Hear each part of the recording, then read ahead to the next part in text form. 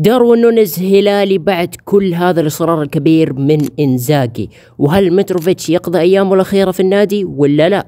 حنتكلم عن تفاصيل الصفقة وأرقام وإحصائيات داروين نونيز في حلقتنا لليوم، وحنعرف إذا كانت صفقة فاشلة أو لا. اوكي، السلام عليكم ورحمة الله وبركاته، كيف حالكم يا شباب؟ رجعت لكم بمقطع جديد. طبعا بس اذكركم على السريع اللايك والاشتراك يدعمني بشكل كبير عشان اوصل لهدفي 5000 مشترك في اسرع وقت ممكن ان شاء الله. طيب بسم الله. داروين نونيز عمره 26 سنة، لعب مع 4 أندية مختلفة في مسيرته، بينارول في الأوروغواي، والميريا الأسباني، وبنفيكا البرتغالي اللي كان يقدم معاهم أفضل جزء من مسيرته تقريبا، وأخيرا ليفربول اللي للأسف كان يقدم معاهم أسوأ فترة في مسيرته. قيمة داروين نونيز السوقية هي 45 مليون يورو، أعلى قيمة وصل لها كانت 70 مليون يورو في 2022، وتحديدا في هذا الوقت ليفربول اشترى داروين نونيز ب 85 مليون يورو، أما الآن الهلال يشتريه ب 53 مليون يورو زائد بعض الإضافات.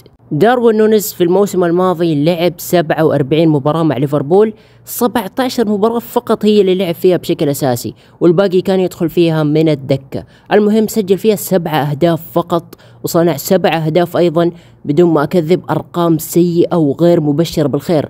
أرقام متروفيتش كانت أحسن بكثير مع الهلال، وحتى لما كان مع فولهام في الدوري الإنجليزي. وعلى فكرة أرقام داروين نونيز في كل المواسم الثلاثة اللي قضاها مع ليفربول كانت بنفس هذا الشيء.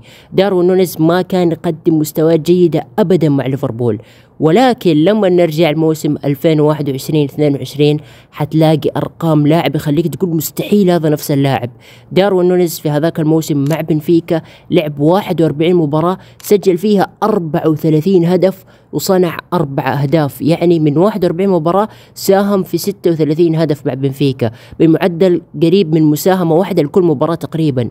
هذا الشيء يخلينا نقول إنه داروين نونيز ما انولد لاعب سيء، لا، داروين نونيز مو لاقي نفسه في ليفربول، ويمكن ثقته في نفسه أقل بكثير من أيامه مع بنفيكا، مع إنه كان صغير في هذاك الوقت. فهل إنزاغي يقدر يرجع هذه النسخة من داروين نونيز؟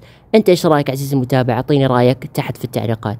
أخيرا وليس آخرا، كلنا نعرف إنه إنزاغي يلعب بمهاجمين، ممكن وما استبعد، ما في شيء مستحيل نشوف الموسم القادم داروين نونيز وجنبه متروفيتش، مع انه هذا الشيء صعب، وممكن نشوف داروين نونيز وجنبه ماركوس ليوناردو، وممكن نشوف داروين نونيز وجنبه مالكوم، لانه مالكوم في كاس العالم لعب كمهاجم، فما في اي شيء مستحيل ابدا. ننتظر الايام القادمه ونشوف ايش حيحصل.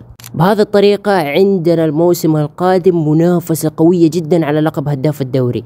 عندنا كريستيانو رونالدو، عندنا بنزيما، ايفان توني اللي كان يقدم موسم مجنون وهو اصلا لسه اول موسم له، ومهاجم القادسية ماتيو ريتيغوي، اسمه صعب الصراحة، هداف الدوري الايطالي في الموسم الماضي. وكمان عندك جوليان المكسيكي حق القادسية برضه، وحمد الله ولاكازيت مع نيوم، واخيرا الوافد الجديد داروين نونيز. وحتى متروفيتش اذا كمل مع الهلال حيكون شيء قوي، لانه كان منافس شرس على لقب الهداف في آخر موسمين. كمية مهاجمين بشكل مرعب في الموسم القادم، ما شاء الله تبارك الله. في النهاية أعطيني رأيك تحت في التعليقات، إذا تتوقع داروين نونيز ينجح مع الهلال ولا لا أنت أبدا مو متفائل.